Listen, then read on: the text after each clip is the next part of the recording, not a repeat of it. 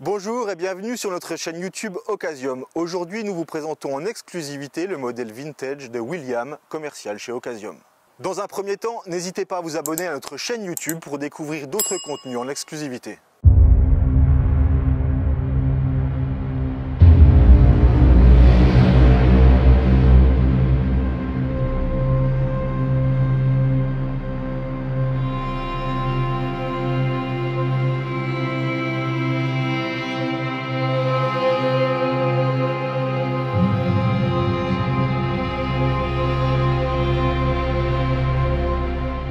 Bonjour William. Salut Valentin. Tu es venu aujourd'hui nous présenter un modèle vintage. Quel est le nom de ce modèle? Alors c'est une BMW 735i de 1983. Quelles sont ses caractéristiques? Alors c'est la première génération de série 7 qui a été lancée en 1976 si je ne dis pas de bêtises. Donc là c'est l'avant-dernier modèle sur la gamme, hein. Juste après il y a la 745i qui est au plus haut de la gamme. Là on a un 6 cylindres en ligne de 3,5 litres qui fait 225 chevaux. Et voilà, on est sur une limousine, hein. C'est une berline limousine, hein. C'est vraiment une berline routière. Qu'est-ce qui te plaît sur ce modèle? Alors moi j'ai toujours adoré la face avant de ces modèles-là, avec le nez de requin.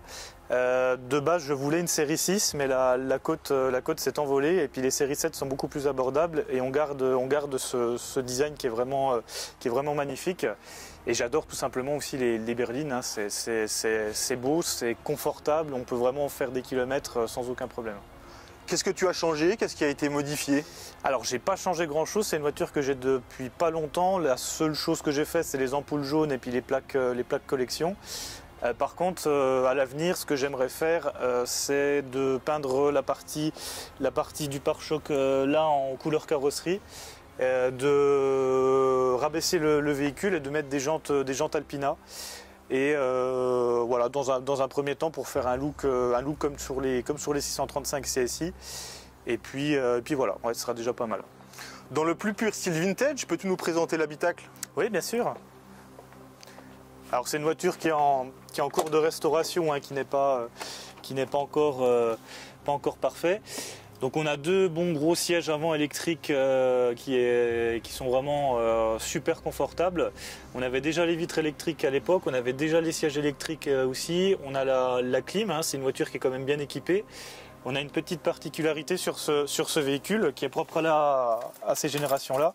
C'est qu'on a un panneau de contrôle et quand on appuie sur les boutons test, en fait, on va avoir tous les éléments mécaniques du véhicule qui vont se mettre en test. Donc là, par exemple, j'ai le voyant des freins qui est allumé. Ça veut dire que j'ai les plaquettes qui sont usées, voyant moteur, voyant d'huile, tout ça. Donc ça, c'est un panneau de contrôle qui est très sympa, hein, qui est propre à ces générations-là.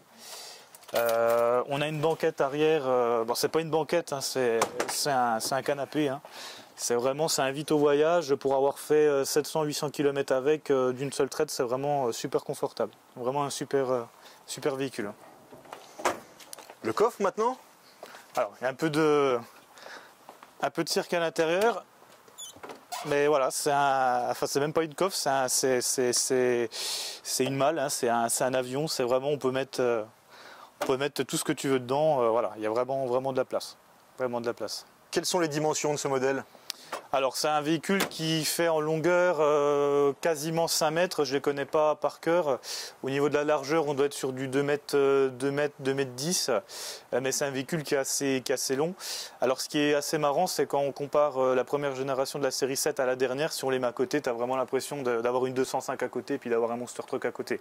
Les voitures ont vraiment pris beaucoup de volume, hein, c'est ça qui est assez impressionnant. À l'époque, quand tu roulais là-dedans, tu avais une des plus grosses voitures en termes de dimension sur la route, quoi. Peut-on voir le moteur? Bien sûr.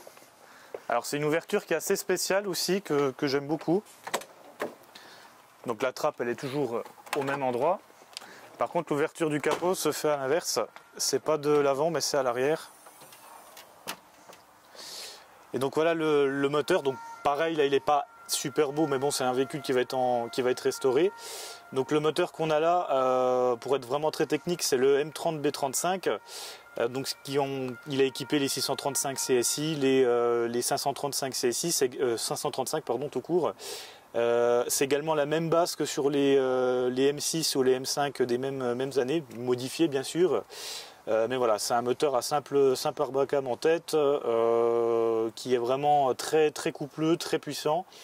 Ça fait 225 chevaux et pour avoir conduit un peu de véhicule, c'est vraiment, quand tu roules avec, c'est vraiment, voilà, tu dis waouh, ah ouais, c'est un moteur qui est aussi en fonte, donc il y a une sonorité spécifique à l'échappement. Et enfin, en tout cas, je n'ai jamais trouvé un autre véhicule aussi plaisant à conduire au niveau du moteur. Quelle est sa consommation? Alors consommation, beaucoup, énormément, je dirais entre 15 et 20 litres au 100. Sur un parcours autoroutier, on va peut-être descendre sur les 10 litres.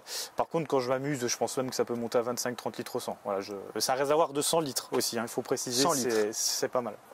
C'est pas mal, effectivement. Quelle serait la valeur de ce véhicule? Alors aujourd'hui, c'est un véhicule que j'ai assez bien acheté parce que justement, c'était une base à restaurer. Elle est comme quand je l'ai acheté, un niveau carrosserie, elle est assez propre. Je ne l'ai payé pas forcément très cher. Aujourd'hui, en bon état, ça vaut dans les 10 000 euros. Et je pense que ça va prendre une cote, une cote assez rapidement puisque sa petite cousine, la série 6, aujourd'hui, le même moteur sur la série 6, ça vaut dans les 30-40 000 euros. Et la série 7, je pense, va prendre pas mal de valeur. Donc voilà.